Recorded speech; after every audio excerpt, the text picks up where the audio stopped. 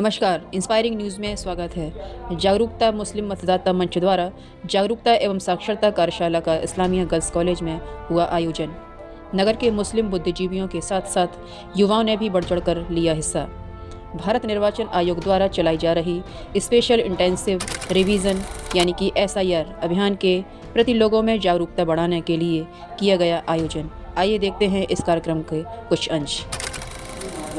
आप लोग जिस तरीके से BLO से हमारी बात हो रही है, तो BLO जो है इसमें मैपिंग कर रहे हैं जो लोग पुराने शहरी हैं या जो शहरी ऐसे हैं 1 जुलाई 1987 के पहले का, तो वो भी ऐसा प्रूफ माना जाएगा।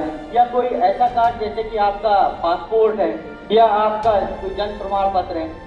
अमूमन लोगों के पास जन्म प्रमाण पत्र अगर जो 2000 के बाद पैदा हुए होंगे या 1991 के बाद पैदा होंगे उनके पास बर्थ सर्टिफिकेट मिल जाता है, या किसी ने अपने तो उनको दोबारा लाया जाएगा। हम इसके लिए लड़ाई लड़ेंगे, APCR इससे पहले लड़ाई लड़ते हैं, और इसके अलावा संधि में जो है पॉलिटिकल पार्टीज हैं वो लोग भी लड़ाई लड़ रहे हैं, तो इंशाल्लाह उससे परेशान होने की जरूरत नहीं है। हमें हमारे अंदर जिस तरीके की अवेयरनेस आनी चाहिए थी वो नहीं आई, तो हमें परेशानी आएगी।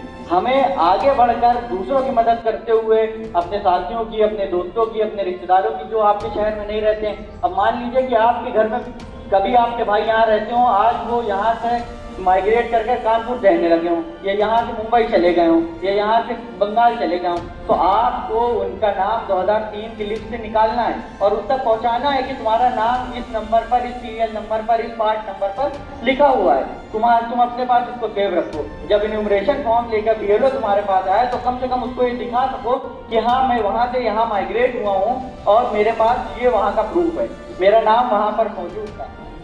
इससे क्या होगा कि वो अपनी जो फॉर्म है वो कायदे से भर पाएंगे। उनके पास आधे से ज़्यादा लोग इसकी वजह से परेशान है कि हमको हमारे नाम ही नहीं मिल रहे। तो हम 2003 की लिस्ट में थे मगर यहाँ की नहीं थे, गांव की लिस्ट में थे, तो हमें गांव की लिस्ट तो अपनी निकाल के रखनी होगी ना। तब हमको पता होगा कि हमारा नाम कहाँ पर है, तभी हम इस चीज़ को देख पाएंगे। अब उन 11 डॉक्यूमेंट की अगर आप लोग इजाज़त देंगे तो मैं बात करूँगा कि वो 11 डॉक्यूमेंट कौन कौन से हैं जो हम इसमें लगा सकते हैं।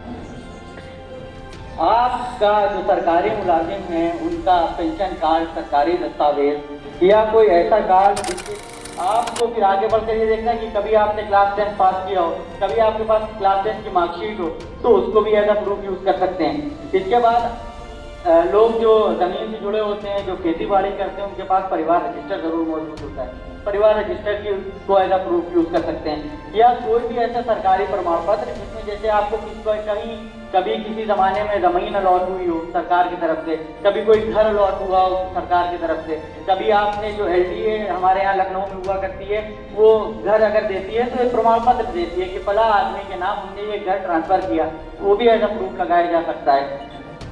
या इसके अलावा और आगे बढ़ेंगे तो जब हम और देखेंगे कि आधार कार्ड भी एज अ प्रूफ है। हमने आपके सामने वाजे कर दिया, वो नोटिफिकेशन भी वाजे कर दी, सुप्रीम कोर्ट का वो ऑर्डर है। आप अगर हमारा पोस्टर इन लोगों से मांगेंगे, यहाँ पर जो वॉलंटियर्स हैं तो वो आपको पोस्टर भी मुहैया करा देंगे। हमारी ड्राइव भी है, हमने एक स्टोरेज बनाया हुआ है। स्टोरेज को आप देखेंगे, उसको स्कैन करेंगे तो आपको वहाँ पर सारे डॉक्यूमेंट मिल जाएंगे, चाहे वो 27 की नोटिफिकेशन हो, चाहे उससे पहले जुलाई का वो सुप्रीम कोर्ट का ऑर्डर हो, चाहे वो फॉर्म कैसे भरना है उसका जो पूरा प्रोसीजर है वो, या फिर आपको उससे आगे बढ़कर कि शेड्यूल क्या है या उसके क्या नाम है, क्या कैटेगरीज हैं, किन लोगों को कौन से डॉक्यूमेंट देने, सब आपको उस चीज़ में फॉर्म को ऑनलाइन भरने का ऑप्शन ड्राफ्ट में आ गया है, तो उसको किस तरीके से हम लोगों को भरना है, तो इन सब चीज़ों पे इंशाल्लाह डिस्कशन रहेगा। तो मेरी अपील से जो लोग एक्टिव हों वो लोग जानना चाहते हैं। अगर हमारे दादा का है, हमारे दादा का है, हमारे बड़े भाई का है, छोटे भाई का नहीं है, बड़े भाई का है, बहन का नहीं है, तो भी हम उस व्यक्ति के साथ शामिल हैं और उसी की बुनियाद पर हमने उसने एक मदद है फॉर्म में कि आपके घर के किसका फॉर्म है, वालिद का है, गार्जियन का है, तो उसमें हम आपसे उनकी डिटेल दे सकते हैं।